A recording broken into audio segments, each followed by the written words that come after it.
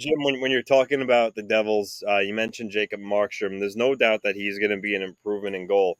So last year Markstrom had a 905 save percentage. Not terrible, but also not very good. The year before that, he was bad. His save percentage is 892. He struggled. And then going on, which will be 3 seasons ago, that's when he was the Vezina finalist, 922 save percentage. So, which version of Jacob Markstrom are the New Jersey Devils going to get?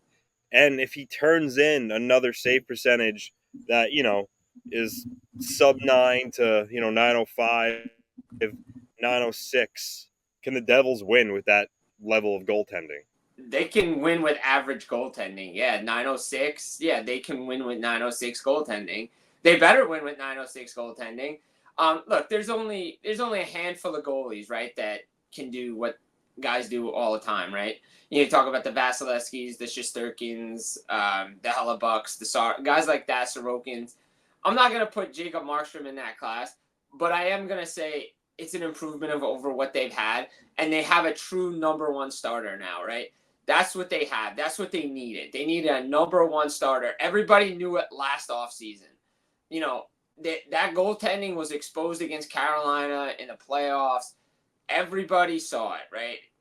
They just decimated Swiss cheese. Look, Akira Schmid did everything he could against the Rangers, right? He comes out of nowhere. But again, when the league figures out you have to figure out the league. Jacob Markstrom understands how to figure out the league, how to figure out shooters. He's got a good defense in front of him. I thought he played really well with Calgary. Again, Calgary's transition last year. He probably should have been a Devil at the trade deadline, let's be honest. But, Calgary kind of messed that one up. When people above management and GMs get involved and things don't work out well, now they got this one right. And look, the pieces going back. Calgary's in that rebuild. They're going to let those guys, Vladar, Wolves, the Flames are doing what they have to do, but the Devils, even Tom Fitzgerald said it during his press conference. He's like, I have a true number one starter now. And I think you're going to get it. I think you're going to get that Jacob Markstrom a couple years ago because he's motivated. He's let's be honest, he's a little mad because he knows he should have been traded a long time ago. And it finally happened.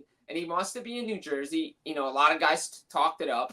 I think you're going to get a guy that's probably going to come in around 910, 915, which is fine. I said, defensively in front of him, they're going to be better. He understands how to play those high danger area shots. Vitek Vanacek couldn't do it. Nico Dawes couldn't do it. Kira Schmid couldn't do it. And the Devils defensively they didn't replace Damon Severson and Ryan Graves, guys that were, essential to their playoff run, a couple of seasons ago now. So you look at it and you say, okay, well, Markstrom, if something does go awry, he's going to be there for the save. He's going to give you that key save that you need. I think Markstrom is going to have a bounce back year. You're going to expect something really good from him, and you're going to see that he may not have to shoulder a load that he did in Calgary because Jake Allen's there to back him up. Mm-hmm.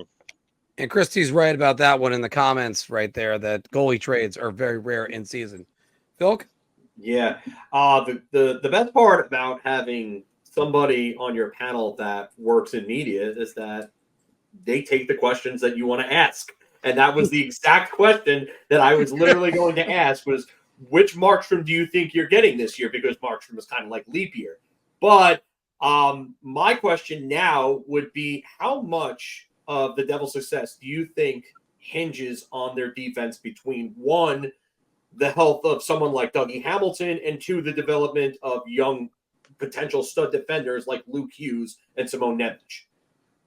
Look, health is always an importance, right? And their defense has to play structurally better. I mean, they were not good last year. Like I said, you never replace Damon Severson or Ryan Graves, and Simone Nemec and Luke Hughes probably played more minutes than they should have last year. But they played well at times, but they also played like rookies at times. Let's be honest. They did.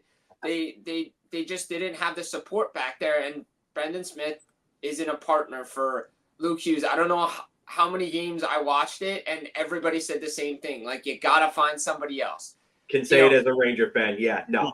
You had to find somebody else. Look, again, I think Lindy, I want to say this, caveat with this. Lindy Ruff did as good a job as he could with the tools in the toolbox that he was given by the general manager. right? Because the general manager didn't restock the toolbox after he let players go. But when Hamilton got hurt, they never replaced anybody on defense to fill that void because you had the cap space to do it. Even if you didn't get the goaltender, right? You had cap space to go get somebody just to fill in, just to eat minutes. Because you could see the play of John Marino dip, Siegenthaler dip, and now Marino's out in Utah, which a change of scenery might do him some good. Now you have Brett Pesce, Dylan. Now you can insulate those young players, right? Nemec is not going to play as much. Hughes can go do his thing, right? Because he's going to have a stay-at-home defenseman there. Now, Siegenthaler, Hamilton, if these guys stay healthy, the Devils have a great defense now, and they're bigger. They're not going to get pushed around. They're going to be tougher to play against. They were easy to play against last year. They just got beat up along the boards. Rangers took advantage of that all the time. You could see, it was a Matt Rempe effect, right? They went out and got bigger, so they didn't get pushed around, right? McDermott. Besides McDermott, though, you look at Nason, you look at Paul Cotter, guys like that. Those guys, you're not going to mess around with those guys. I mean, they're big. I mean, they're not fighters like McDermott. But, they can win puck battles now. The Devils just didn't win enough puck battles, and now they can win in front of their own net, which they didn't do a lot of last year. Jim, I got to ask you, after all, he's the nephew of one of my teammates from high school, but Jack Hughes, when he's on the ice, he's a monster. Yes. And he produces. I had him as the MVP candidate. I thought he was going to skyrocket last year.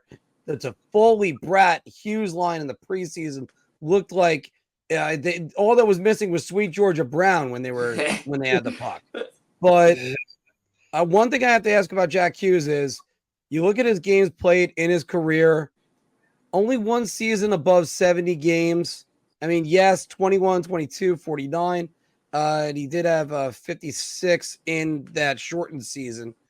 But what can the Devils do to keep him on the ice? And is that more of like bulking him up, or is he working on that to try to stay on the ice a lot more? Yeah, I had Mike Morial on my podcast, and he said he saw him out in Michigan during the summer showcase. A lot of the NHL guys were out there, and he said that Jack looked a lot bigger. He looked bigger anyway. They got to insulate him, right? They got to put him with the right players, right? You get Tatar back. They finally have Tatar there. Maybe Paul Cotter can play with him. You got to get somebody that can, insulate this player, right? Because he gets beat up on the boards a lot, right? My thought was that this was a theory that I had before, the Devils made their moves at center. I always felt that Jack Hughes could be Patrick Kane for the New Jersey Devils, right? You put him on the wing, you get a big center like Chandler Stevenson, or go get a center. Then Hughes can just do his thing, right? He can do what he did at the U.S. development program. But if he's going to play center, he's got to learn that he's got to get bigger. He's going to have to take the hits. He's going to have to win those battles. But I agree with you. Before he got hurt, like you, Mark, I had him as a Hart Trophy finalist for the. I mean, he was on a tear. He was on such a tear that he was on a 2 point per game pace at first. Yeah, I mean, and if the Devils had made the playoffs, there was no reason why Jack Hughes shouldn't have been there. But then he gets hurt, and everything got derailed, and so did the Devils season. And that's the biggest thing, right? Like, this team, it seems like if Hughes gets hurt, they go down. And especially if Hughes and Hischier go down, it's like they don't have anything. Look, you mentioned the preseason last year, and I'm going to caveat this. While I did say Lindy Ruff didn't have the tools in the toolbox, yes, the Devils went undefeated. I do not understand why before Game 1 of the regular season last year, they decided to change their lines. That was the one thing I was very, very critical of. I still have no answer as to why they decided to change their top 2 lines, like out of nowhere. Everybody was clicking. Holtz was clicking with Meyer and Hischier. Like, okay, there you go. You got your top line. They're cruising right to Foley, Bratt. Okay, there's your top 6. Boom, done. Okay, here we go. We're gonna go in the regular season. That's gonna be it. And then Game 1, then we just put Dawson Mercer in the top 6 out of nowhere. It's like, wait. And then everything just went haywire. After that, they just couldn't find chemistry. Could not find. I'm serious. Like, if you watched it, they were trying to put the blender. And I was talking with somebody the other day, and I'm doing that. And I have my computer in front of me right now, but I was looking at stats, and if you look at the teams that went to the final and the teams that were in the playoffs, and you look at their line combinations and guys that have played together, like you look at Florida, like regardless of what happened, their line combinations stayed together about 70% of the time. Like they didn't fool around with anything. New Jersey they just decided that they needed to fool around with like all their line combinations, and the offense was haywire. And then Meyer's playing third line, but when they made a coaching change to Travis Green, Meyer goes back to the top line, and he's the guy that the Devils acquired at the trade deadline that could look like a 40 goal scorer. So if they keep everything consistent and play the line comp and just play everybody and let them build chemistry, they're going to be fine. And Jack Hughes is going to take off, to circle back to the beginning of this thing. Then he can take off because not only can he drive a line, he can make other players better on that line. Like similar to a guy that's in New York. He's not a center, but he's a winger, and that's what Artemi Panarin does. He makes everybody better, and he keeps his game consistently good game to game. I'm being honest. Like I think Panarin is one of the best wingers in the game, and he makes everybody on his line better. Yeah.